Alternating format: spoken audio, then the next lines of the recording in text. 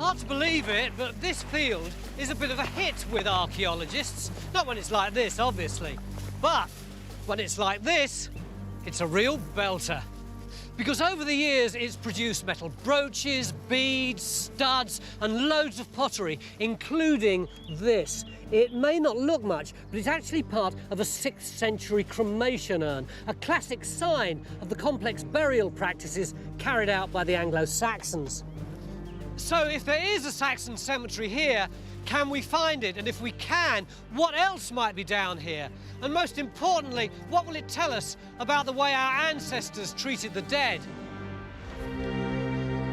We're spending the next 3 days in the rich agricultural landscape of southeast Leicestershire. Over the years, these fields have been investigated by archaeologists as part of the Langton Brook Survey, and they found all sorts of evidence of Anglo-Saxon activity. And we've now used their results to focus in on 2 of the most intriguing areas hidden amongst these massive fields. This is the result of the group's field walking. As you can see, it's a simple grid, and on it is written the various concentrations of finds that were discovered. This is a classic way to discover Anglo-Saxon sites, which quite honestly are very difficult to find using other techniques. But we're not using this just for archaeological information. As you can see, we've chopped down about 2 hectares of oilseed rape. That's about 5 acres, and we've done that based on the information on this grid, which is a great idea, Mick, but some finds in a field and we're looking for cemeteries and goodness knows what. It does seem a bit of an act of faith. Yeah, well, they're not easy things to find from field walking or, in fact, geophysics, but luckily I have 2 partners in crime with me on this. We've got Jackie, who knows about the bones from cemeteries, and Helen knows about the finds that come from cemeteries. So I'm going to defer to them a lot of the time. All right, Jackie, what do you think when you see that? What this is showing us is the concentration of pottery, and the kind of pottery that's been turning up here is the sort of decorated pottery that is normally associated with cremation urns. So we may well have a cremation cemetery. That's one of the suggestions. The other thing this doesn't show you is that we've also got metalwork finds from here. We've got brooches and strap ends, exactly the kind of things that you get in inhumation burial, so we could have a mixed rite cemetery. Helen, Anglo-Saxon England is your passion. What are you thinking about? Well, I'm thinking about how exciting it is that we don't just have what I think must be a cemetery up here. We've also got this other very interesting site down here. Now, we've got concentrations of pottery that's not decorated, that looks more domestic, and there's no metalwork down here. So possibly what we may have is a settlement and a cemetery from the same period. We've also got probably a Roman villa there. But surely we don't want to excavate a Roman site when we've got all this Anglo-Saxon to do. But it can help us to understand the transition between Roman Britain and Anglo-Saxon England. It's a lot for 3 days, though, isn't it? Yeah, it usually is. So we're going to put Trench 1 in to investigate the greatest concentration of results. And it's going to be massive. So we want 40 from that corner. Only one problem, the 30-metre tape. 30-metre tape, yeah. We plan to dig a whopping 40-metre by 40-metre trench. It's so big that it could take us all 3 days to dig it. That's horrible stuff, that is. I suppose that's the Midlands for you, is it? So while the machine starts in the southwest corner of Trench 1 to look for grave cuts, It don't matter how big an area you strip, you've got to be able to see stuff. we'll send in the metal detectorists at the top corner to see if they can pick up any more evidence of the metal grave goods, brooches, spears, belt buckles and the like, that characterise Anglo-Saxon burials. You've definitely got something there, but... And as if on cue... This has just come out of the ground. It's really a rather nice late 5th, early 6th century fragment of a small long brooch. Exactly what we would want from a burial site of this period. Right. Suggests a woman, they wear these on their shoulders. These are indicating probably burials. I would think so. You don't find hardly any of these on settlement sites. No. You find them with dead Anglo-Saxon women. Unfortunately, this particular dead Anglo-Saxon woman's brooch is a good 30 metres away from Phil's trench. Phil, You got anything yet? Not a sausage, Tony. Now, this is really weird because we've been excavating like mad. As you can see, they've got an enormous amount of dirt out already and nothing at all. But over here, where the metal detectorists have been working, they've got loads of lovely little metal finds, including this one, which they think is some kind of fastening, maybe off a belt. It is Saxon, and it's got these lovely little pieces of gold decoration on. So, nothing there where we thought we'd find a load, and lots of stuff here. What's going on? There's nothing that's unequivocal grave size or shape there, is there? There is absolutely nothing in it. It's like a fairground ride, isn't it? On the plus side, it means we can now throw all our diggers at the 2 trenches that have the Iron Age ditch in them, and more importantly, the possible Anglo-Saxon cemetery that lies inside it. Yeah. That's the first bit, as I'm aware of, that's actually come out of a trench. Yeah. Where is a pottery expert when you most need him? We've got some prehistoric flint, a whole mass of Roman late Iron Age pottery. Well, I know exactly where he is. Up the hill at Rackshaw's trench, where he's now confirmed the ditch is Iron Age. But what's more, it was visible right throughout Roman times and on into the Anglo-Saxon period. We have got 4 sherds of early Middle Saxon handmade pottery, so we've finally found what we're looking for. So we've got a bit of everything, really. Well, the interesting thing is the Saxon pottery all seems to be coming off the top of the ditch.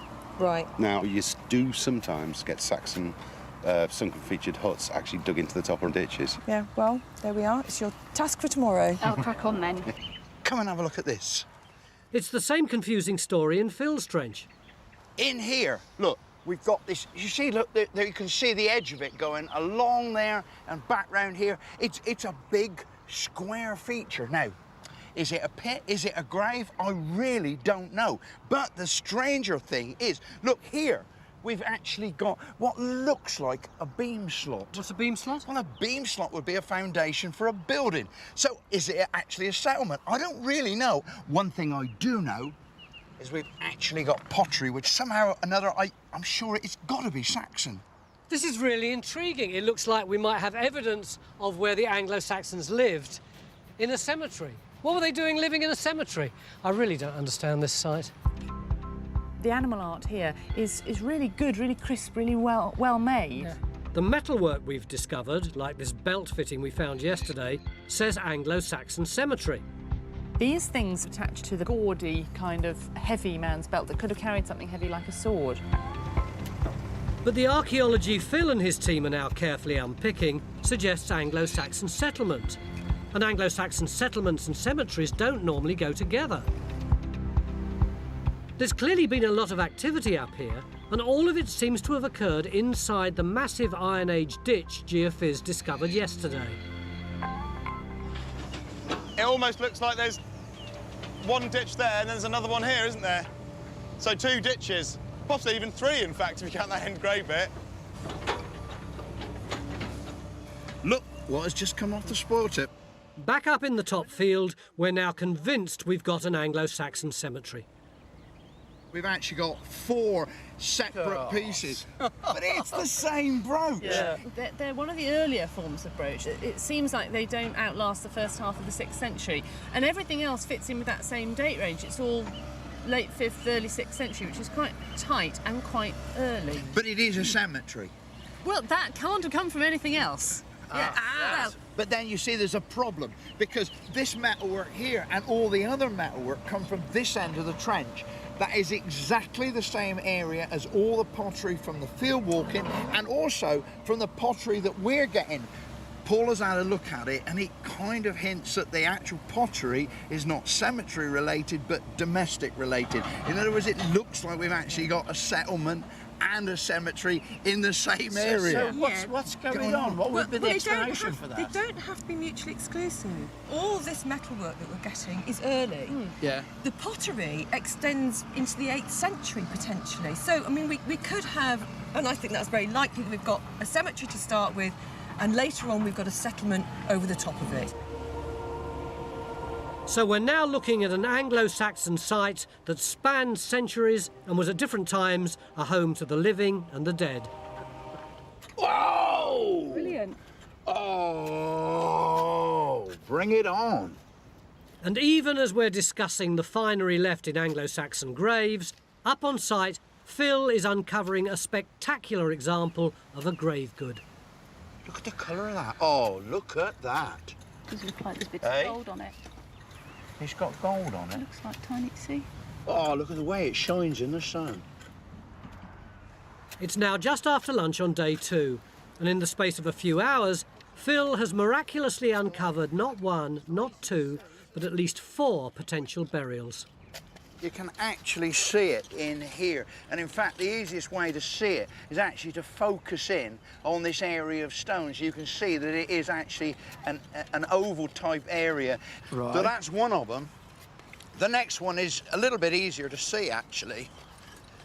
It's a very clear line with charcoal down one edge. Yeah. And you can see underneath this bucket, you've got bead there, another one there. There's one over there And too. one over yeah, there. yeah. So we know that there's likely to have been an amber necklace. You said 4 burials. And I've only shown you 3 of them. Have a look at this last one. Underneath here, What's going on there, Phil? well, here we've got an enormous brooch. I'm in between this enormous bow. So that's a really big one then. I know, absolutely stunning. That is good, isn't it? Fantastic, yeah. Well done, mate. The higher up we can get, the better, really. It looks like we've now got ourselves a mini time team in this one trench. There's the Iron Age enclosure ditch, Phil's 4 burials, plus a number of other intriguing targets identified by the metal detectorists. It's absolutely bloody brilliant on this. Can't wait, hang on. And there's no shortage of archaeology or targets down in the Villa Field, where we're hoping to find an Anglo-Saxon settlement. Tracy, this is the tesserae then. Yes. Look what I've just found alongside. Oh, that's nice. That's got to be hypercourse tiled. Well, that's a good start without digging. We're now putting in a second trench to look for evidence of day-to-day Saxon life. No pottery yet. No? Not what I'm saying anyway now. And not a sniff of Saxon again. Right now. I think I have got a tiny, weeny little bit of burnt bone out of here as well. Ooh. I mean, it looks like a piece of one of the forearm bones.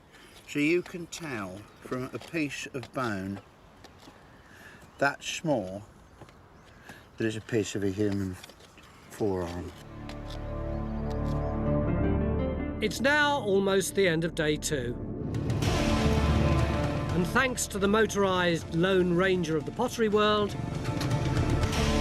we now have proof that, as well as burials, we have at least 1 Anglo-Saxon cremation on site. Oh yeah, that's Saxon. Oh, jolly good. Oh yeah, definitely. That's quite nice quality as well. It's early middle, as you'd expect, the sort of thing we're looking for, the handmade stuff.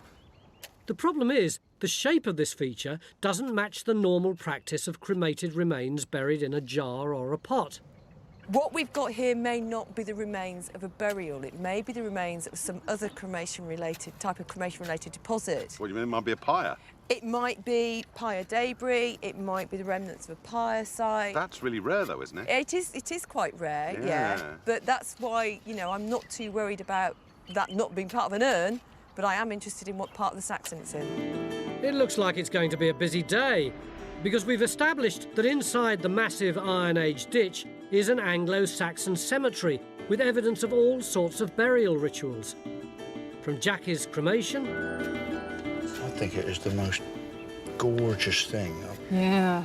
...to the grave with our star find, this fantastic gilded brooch. Is it an equal arm brooch? It is an equal arm brooch. These things blow me away. I've only ever seen one of these once before, and that was in 1975, and it was a dig in my own village. I've never ever seen one since. I never ever dreamt that I would be here and actually have one in front of me. We've so far identified 4 burials in just one small portion of our trench. Phil, Phil, I think we've got something. And the finds have suggested they all belong to women. This certainly looks like another brooch, doesn't it? And we've got a little smear of iron there, which is presumably going to be the pin. That is, until now. Helen, you know, we had 4 burials. It looks like we've actually got a 5th one. Really? Yeah, I mean, you see, it's actually in here. Oh, look. Wow. That's a small long brooch, definitely. Can you see that there's a kind of nick down there? So it's only what's called a trefoil-headed one, with 1, 2, 3 rounded lobes. And that is likely to be up on the shoulders here, is it? Of a woman, though, so up on these shoulders rather than yours. I don't care what the sex is. I'm worried about the position of the find. But look what we've got this morning. Got this iron thing coming up at that end there. It's kind of tubular, though, isn't it? Because the obvious thing that looks like is the ferrule off a spear. Yes. That's what I was working for. If this is a lady, she should not have a spear. Pottery. Pottery as well. Even at this late stage of the dig, this cemetery trench is still producing new discoveries. So one end of the ditch is there. Mm-hmm. But our other field is also crammed full of archaeology, and it's the big, chunky variety. Thought it ended here, Yeah, but no, the grey fill is going along. There's the other end there, a good, what, 7 metres? We had hoped to find evidence of Anglo-Saxon settlement, or even more burials, near or on top of an earlier Roman villa here. But instead, we seem to have stumbled upon a site that could keep a team of diggers going for a month. But at least we've now solved one mystery in the cemetery. The mystery of the grave with the potential cross-dressing wild women with the brooches and spear. I can't really see where their heads were, other than just from the grave goods. Hang on, you said where their heads were? Yes. There's not one person in here, there's 2.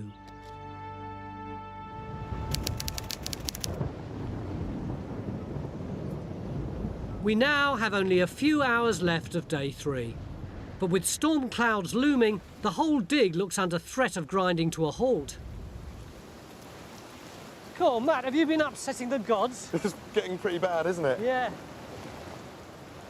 Come on, baby, come on. Got it. I've got it. And all that effort's worth it. Because back in the conservation lab, the brooch, now heavily taped to hold it together, is revealed as a fragile but gobsmacking work of art. It's pretty impressive, eh, Phil? It's amazing. It looks as if it's pretty well all survived. Oh. This one here is only the 4th one of this type. Get out. Yeah. The 4th. To be found in Britain. But it's probably the best of the lot. It almost seems like a Victorian cemetery, that you've got all these different kinds of burials going on at the same time. That's a really good analogy, actually, because all of these burials, I think, would have been marked in some way. Or a little mound, maybe flowers planted on them, something like that that we can't recover archaeologically. And then you've got to imagine the whole thing contained within this big Iron Age earthwork. As with so many Anglo-Saxon sites, the evidence of settlement has almost completely eluded us. And yet we've still learnt so much from the departed. Time Team is 100% independent and funded by our incredible fans. Joining Patreon gives you access to exclusive interviews, 3D models, masterclasses, and more. Please join us on this exciting journey. We need more support to make more episodes. The village of Sutton, Courtenay lies 2 miles south of the Thames in Oxfordshire, and in the 1920s an amazing discovery was made in the surrounding fields. The first Anglo-Saxon settlement ever to be identified in the British Isles. Since then, archaeologists have explored all over Sutton, Courtenay, but they've never been given permission to dig in this field, where the crop marks suggest the most exciting archaeology lies. Now we've been given the opportunity to investigate this archaeological holy grail. Mick, I don't understand. Usually by this time, the three of us are around a 4x4 in a field, we discuss the site, and only then do you tell geophys where to go. Well, they're already all over the site and you haven't even spoken to them yet. Yeah, but that's because we've got this fantastic air picture with all these crop marks on it already. We can almost see where we think the archaeology is. What can you see? There are a number of circles which may well be ploughed out barrows, but then in amongst that, can you see these little rectangles? They look like Anglo-Saxon halls, which would be really exciting. This is not like you. You're normally the sceptical black country man. All we've got is circles and lines. This has never been dug. Why are you so confident that what we've got is what you say we've got? These type of marks on crop marks turn out to be sites of that period when they're excavated. Most interesting of this, of course, is the Anglo-Saxon complex up in this area here. Well, if it's Anglo-Saxon, it's Helen Geek, isn't it? Yeah, and Helen's a great expert on the Anglo-Saxon period, and I'm going to defer to Helen on this one. I'm going to hand over the responsibility to her. Great expert. Well, actually, you know, I did my first ever undergraduate essay on Anglo-Saxon settlement in this area, so being given the chance to excavate in this field is the most exciting thing I can imagine. So it may be big, but our first trench has gone in over some great geophys. And to prove it's an Anglo-Saxon hall, we either need to find post holes, the remains of massive wooden uprights which supported the walls and roof, or beam slots, the remains of the alternative Anglo-Saxon building method, large planks of wood set in the ground. And as Phil gets stuck in to see if he can find either of these features, we've already made a reassuring discovery. I'm as certain as you can be with a bit of pottery that big that that's probably early Saxon, so it could do with some bigger bits. I think a lot of us would be amazed you could even pronounce that it's pottery. Well, it's just a matter of eliminating what it can't be, you know what I mean? And I think you've got a bit of Saxon pottery here, Phil. There's one probable and one maybe. Well, one piece of pot in the topsoil doesn't equal a hall, but at least it proves the Anglo-Saxons were here. Beginning of day 2 here at Sutton, Courtenay in Oxfordshire, and look at that geophys. Looks like there's archaeology all over the place, and it seems to be borne out in this trench. You see all those different colours there? We reckon we may have prehistoric, Anglo-Saxon, even that rarest of all commodities in British archaeology, an Anglo-Saxon Great Hall. So, this being Time Team, what are we going to do today? We're going to dig somewhere else. We're not only putting in another little trench in the corner of the field where we're looking for an Anglo-Saxon grub hut, but Helen has left the field altogether and is digging on the far side of the fence. That's because we really need to find out what the context of that great big building over there is. What do you mean by context? Well, I mean, did it stand on its own or was it part of a complex? And if you look on this aerial photograph, you can see that we've got lots more of these rectangular buildings, and we're putting a trench in on the edge of this one up here to see what its constructional details are like. I mean, to see if it's got a relationship to our big one over here. Could they have been standing at the same time? Because if they were all standing at the same time, then we might have something really big, an estate or something. Yeah, and that's when you'd start using words like maybe royalty or kings. That's very romantic, and, you know, let's hope that we find an enormous palace. But looking at the geophys, this is where you think the Anglo-Saxon hall is, right? That's right. We've got a blob here. Yeah. Is that another one of your grub huts? Well, we're hoping it might be a Grubenhaus, yes. And what we're hoping is we'll be able to get the relationship between the Grubenhaus and the hall, which is potentially on top of it. Because one might have succeeded the other. Because then we might have a story of Anglo-Saxons coming here and living in relative poverty, and only later on does this become a royal site. Exactly, and then you have to ask why. From rags to riches. So, on Helen's orders, the team gets stuck into our latest trench. Because if the crop marks deliver, we're dealing with 2 more Anglo-Saxon buildings, another grub hut and another hall.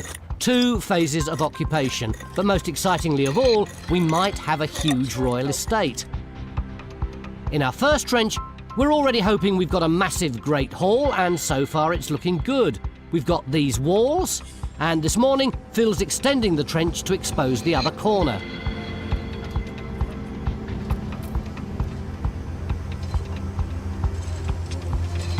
Paul? Yes, mate. Now then, I think that's pottery. That's a bit of daub. Ah, now then. Where's it from? Wow, it's bang on lowing with a war trench. Yep. That could be what the building's made out of. Well, I mean, it's not unusual to expect to find wattle and daub construction. And it's one of the classic sort of timber building techniques. You put your posts in, you put interwoven panels of withies, wattle, between them, then you get this mixture of sand, clay and cow dung, and you plaster it onto the outside, let it dry and then whitewash it. So maybe we've got our first piece of structural evidence for this building, which is great, because while we've exposed lots of features in the trench, at the moment they're just stains in the ground. We now need to dig down into each of them to get some dates and confirm whether these walls and post holes are the remains of one truly massive Anglo-Saxon hall or several different buildings from different periods. Mick, you get very, very few Anglo-Saxon finds. All you get really is stains in the ground. Yep. And yet there's at least half a dozen people here who are all dewy-eyed about Anglo-Saxon archaeology. Yeah. Why? Probably because we've got so little of it. But we haven't got really quite enough to explain everything. It's now mid-afternoon day 2, and it seems patience is a virtue, because at last we're beginning to get a more personal glimpse of the Anglo-Saxons. That's lovely, isn't it? It's an antler comb, or a bit of an antler comb, because they're made in lots of bits and then riveted together, and you can actually see the rivet hole there. Because I thought it seemed to be a really clean rake is what I was thinking in it. Yeah, no, it's been made separately, and it's got fine teeth on one side and coarse teeth on the other, which is lovely. And it's a brilliant classic find for a sunken featured building. It seems like every sunken featured building has got at least one antler comb in it. It seems like everybody needed to comb their hair or their beard. Well, not everyone, Helen, but grooming aside, we might actually have our first Anglo-Saxon grub hut. And what's more, we're finally getting to grips with the hall. That is amazingly deep, isn't it? Yeah. Charlotte, have you got to the bottom of that yet? Yeah, I think I'm just on the bottom now. So it's half a metre deep or more, isn't it? And that's just the side wall, Tracy, that we're looking at, isn't it? That's the foundations for the side wall of the hall. Yeah, that's right. That's the northern end wall that way. It's a hell of a size. It is, but I suppose you have got to have something that is that deep in order to support these mighty great timbers that are going up to support the roof. I mean, the scale of that seems very different to these posts, which are presumably inside the building, aren't they, behind you here? Yeah, and these are internal posts, so they're not going to be supporting the sort of weight and structure that the external wall. So that's pretty much confirmed that, hasn't it? That they definitely are internal posts. Oh, yeah. That's fantastic. Yeah. And this trench gives a real sense of just how massive these walls would have been. And since the post holes are internal, we know that we're dealing with just one building. Beginning of day 3 here at Sutton, Courtenay in Oxfordshire, and we've got it. Our very first Anglo-Saxon Great Hall, and it's enormous. But in addition to that, late yesterday afternoon, Paul Blinkhorn, our pottery expert, came up with evidence of something just as rare and even more bizarre, a pair of totem poles. Paul, are you serious? I think we can make a good case for it, yeah. If you look at the excavation of some of the high-status Saxon sites in the past, like Yevering and Cheddar, they found one of two of these enormous post holes. I mean, we're talking about things like a metre deep. They weren't structural, they weren't part of a building. They've got to be some sort of display thing. I could certainly see a huge pillar covered in sort of symbols relating to the social identity and power of the people there. Helena, have you looked at this section? I think it's an absolutely cracking section. You can actually see the outline of the post in there. And the post, well, you can actually see more or less how big the post would have been, and it would fill the foundation trench. It's an arrangement, a deliberate arrangement around these raking posts. Look, you've got one here, this one here. Now, it's not a vertical post, it's actually slanting like that to support the wall plate. So you've got a raking post and a raking post, and then a big post in there in the middle. And if I'm right, we can start building that picture going all the way around. I reckon there's another big post in there. And how do I know that? Because we've actually got bits of chalk. And everywhere else we've had chalk, we've had a post. Yep. So we got one in there and another raking post. There's a bit of a gap in here. But we got chalk there. Yep. So I reckon we got another post there. Raking post, vertical post, raking post, upright post. Let me guess, Phil. Another post? Upright post. Masses of chalk. But this isn't the only hall we think we've got on this site. The crop marks suggest there are 4 more. Yesterday we opened a trench and it looked like these are halls, which could make this a royal site. But the archaeologists aren't satisfied yet. Look, we've done the detailed survey now, and I think what it clarifies is we don't have any entrances on the side walls of this building. So that's not an entrance? No. That's not. It's our last day. We've only got enough metres left to dig one more trench. We know we want to put it in somewhere around here, but frankly, we've had so little datable evidence so far that we want to make sure we put it in somewhere that's potentially really fruitful. The question is where? You have, but I can see the argument for this because I think we've got a very clear question about this particular building and we're not going to answer it without going a little bit further in this direction. So I think, yeah, there's a very good case for extending this trench. So the team begin to extend the trench to uncover more of the hall, hopefully find the entrance, and construct a picture of how it was built. But we're not only interested in the Anglo-Saxon buildings, we also want to find out about the people. And luckily, we've just got our first really personal glimpse of one of them. What have you got there then? Well, just found that in the spoil. Ooh. Oh, that is fantastic. Isn't that nice? Yes, that is a 9th century strap end.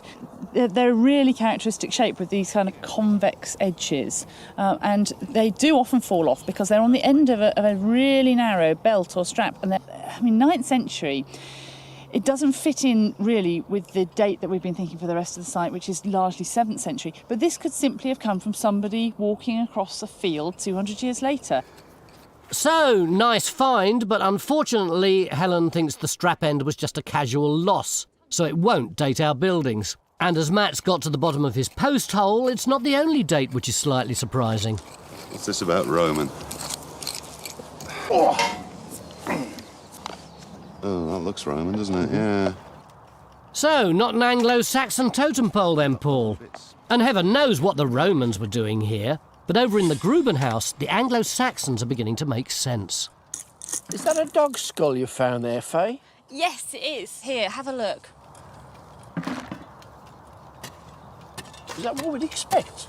Yeah, we think that they might be part of some kind of closure ritual, that when the building went out of use, depositing skulls, sometimes bits of animals, sometimes even bits of people, was part of the kind of ritual associated with the building going out of use, kind of ending its life in a way. We are standing in the sunken feature building. A grub to me. A grub. And if we come over here, basically what they did is they put a big hall over the top of it. So we've got a wall here, and it goes through where you're standing. And then out and returning back through there. Yeah. Where you are right now is our entranceway. And then the building is running straight back through that way, is it? Yeah, It's aligned this way. Yep. So the doorway is, again, in the end and not in the side. So brilliantly, it does seem we've got two phases of Anglo-Saxons, who first lived here in grub huts as a small community, which then grew as they were replaced with a series of halls. Since this hall is very much like the Great Hall, we think it's contemporary, proving that this was a royal site. It's a pretty exciting piece of archaeology, isn't it? It is absolutely fantastic. We've got the end of one wall there, we've got the end of another wall there. In between is this great big elaborate entrance, and once you've come through the gable wall, and you walk into the hall, we've got a wall there and a wall there, and you've got to imagine them going right up to the ridge. We've got maybe 7 metres up there. And look at the scale of it. I mean, can you imagine the size of fire you would need to heat this huge space? Would have been just absolutely, literally awesome. Now look, these are rough plans of hitherto the largest buildings from Anglo-Saxon England, both from Yevering in Northumberland. Now this one is ours, and look, it is substantially bigger. And we dug it up. We did. What a result. 3 days, and we've got a whole Anglo-Saxon royal riverside complex. And not just one hall, but possibly the biggest great hall the Anglo-Saxons ever built. Whoever would have thought that at the end of day 3 we would be sitting inside an Anglo-Saxon Great Hall? Well, I thought this was going to be a great site, but honestly, it's exceeded all my expectations. Time Team is 100% independent and funded by our incredible fans. Want us to make more episodes? Joining Patreon gives you access to exclusive interviews, 3D models, masterclasses, and more. And you get to have your say in the process as we develop new sites. Take a look at this. I bet you're thinking that's just another piddling piece of time-team pot. But it could be the key to something that's really hard to come by. Hundreds more bits of pot from the Anglo-Saxon period, that's the centuries after the Romans left, have been found up here at Nave Hill in Leicestershire. Could they be cremation urns? Is this an early cemetery? Or could this even be evidence of one of the rarest and trickiest of archaeological prizes, an Anglo-Saxon settlement? As usual, we've got just 3 days to find out. The good news is the sun looks like it's going to come out. Yeah. And we've got 300 manky pieces of pottery. Is that good news as well? I think that's very good news. We've either got an Anglo-Saxon cemetery or an Anglo-Saxon settlement, and I think my money would be on settlement. This isn't their picture? Yes, it's not terribly informative. This dark area might be settlement. What are we going to do with it? Well, we've got existing results of field walking, and these dark blue areas coincide with the areas where they found most of the pottery. And what we're hoping is that these actual concentrations are sitting over the top of Saxon buildings. Now this one here, we're actually looking at it again, and then we'll put in a whacking great trench. I want to clean this up, but I think it's a bit of decorated Saxon pottery. Yeah? Yeah. But there is the possibility the finds didn't come from buildings here. Saxon pottery can also come from cremation urns, so there may be a cemetery on the hill. The Anglo-Saxons buried people fully dressed in the ground, but also they burnt them, put them into pots, and then buried them in the ground. And if you can imagine a funeral pyre up here, you would see it literally for miles around. It would be a really spectacular thing. So it looks like we've found a good place for a Saxon cemetery.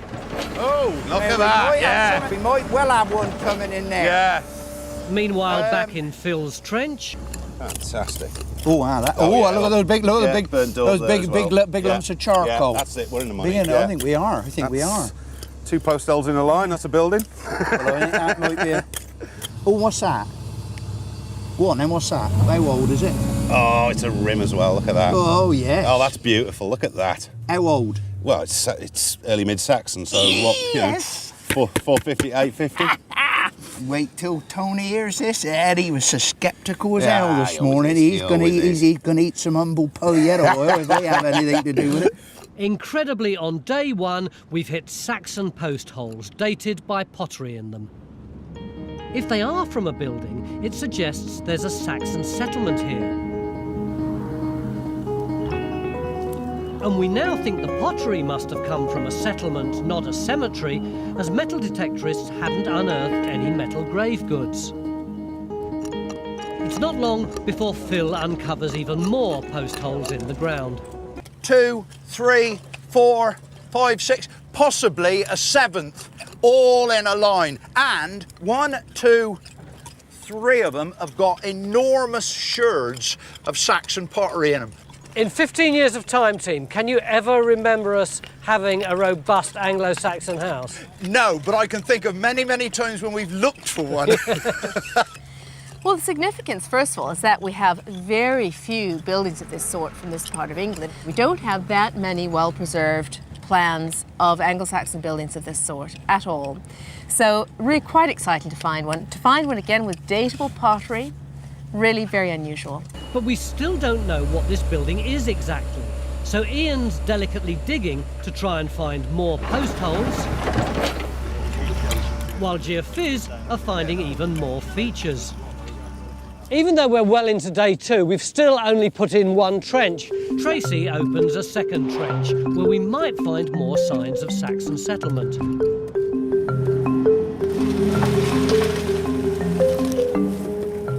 Oh my God, it's going on and on. Look at that. Ah, that's fabulous. Now, that wasn't quite the rim I was expecting. That's fabulous. The best part of 8 hours ago, you said that they were going to start to excavate this grub hut. Yeah. Well, they don't look like they've done very much. No, they finished it. You're kidding? Yeah, but it's not there. There isn't a grub hut? There isn't a grub hut.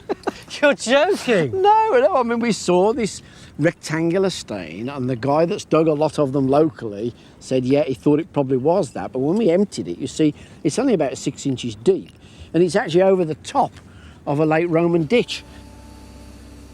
Beginning of day 3 here in Leicestershire, where we're looking for an Anglo-Saxon settlement. We may have a rare Anglo-Saxon hall here, but we won't know till the archaeologists have discovered whether or not there are any post holes in this bit. But apart from that, it's been a dig of real highs and lows. We thought we might have a grub hut here, but then that kind of disappeared on us.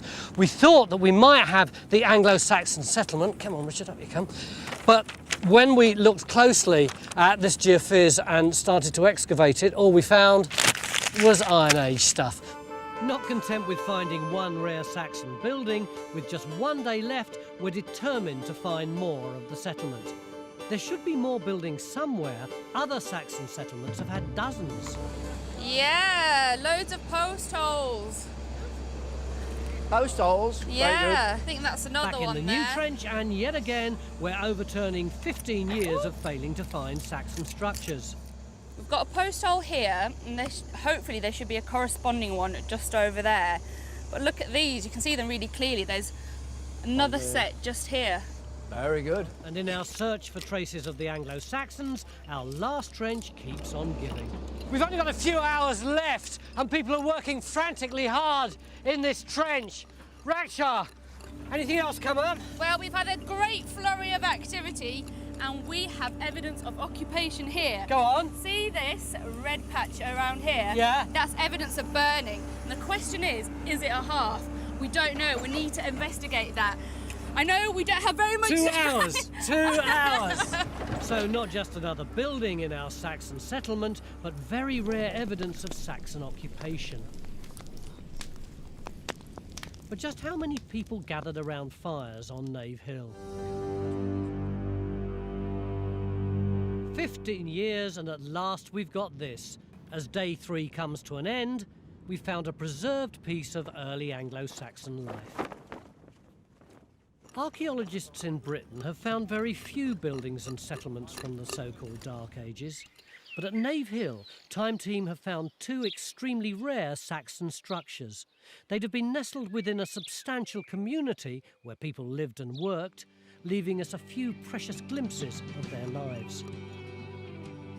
Hello, my name's John Gator. Time Team is fan-funded by Patreon. This vital support helps us to make new episodes. Joining Patreon gives you access to exclusive interviews, 3D models and masterclasses, plus lots more.